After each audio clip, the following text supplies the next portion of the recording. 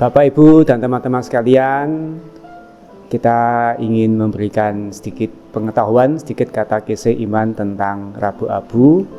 Maka mari bersama-sama kita menyimak apa yang perlu kita ketahui untuk menambah wawasan dan menambah pengetahuan iman kita.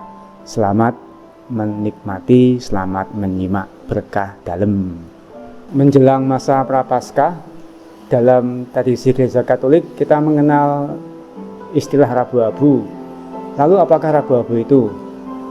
Secara umum, perayaan Rabu Abu dalam tradisi Gereja Katolik adalah saat di mana kita membuka dan memulai masa Prapaskah yang berlangsung 40 hari hingga perayaan agung Hari Raya Kebangkitan Tuhan di Paskah.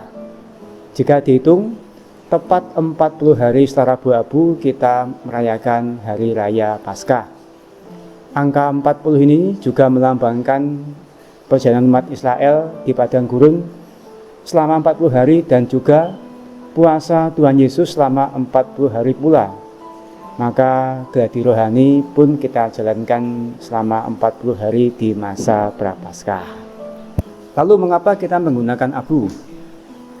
Menurut Alkitab, abu melambangkan suasana berkabung, ketidakabadian, dan rasa sesal atau tobat. Di Alkitab juga tercatat cara untuk mengungkapkan kedukaan atas dosa yang dilakukan dengan menaburkan abu di atas kepala atau duduk di atas abu. Dalam melambangkan kefanaan atau ketidakabadian manusia, abu juga disejajarkan dengan debu, yang mana dari debu tanahlah Allah menciptakan manusia. Di kitab Kejadian kita juga bisa menemukan Rabu Abu pertama yang dialami oleh Adam dan Hawa di Taman Eden saat mereka jatuh pertama kali ke dalam dosa. Tuhan pun mengingatkan mereka bahwa mereka berasal dari debu tanah dan akan kembali menjadi debu. Maka itu imam, romo, atau prodiakon saat mengoleskan abu di dahi kita, mereka berkata, "Ingatlah kita ini abu dan akan kembali menjadi abu," atau "Bertobatlah dan percayalah kepada Injil." Lalu, dari manakah abu yang digunakan untuk perayaan Rabu Abu itu?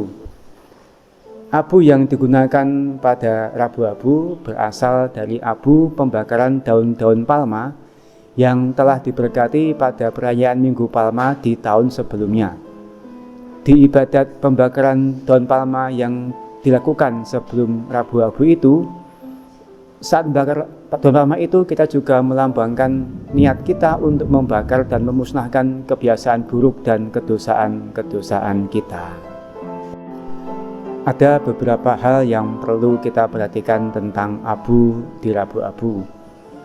Yang penting yang perlu diperhatikan bahwa abu yang digunakan di Rabu Abu ini diberkati oleh imam dan bukan dikonsekrasikan sebagaimana halnya hosti dan anggur yang dikonsekrasikan menjadi tubuh dan darah Kristus.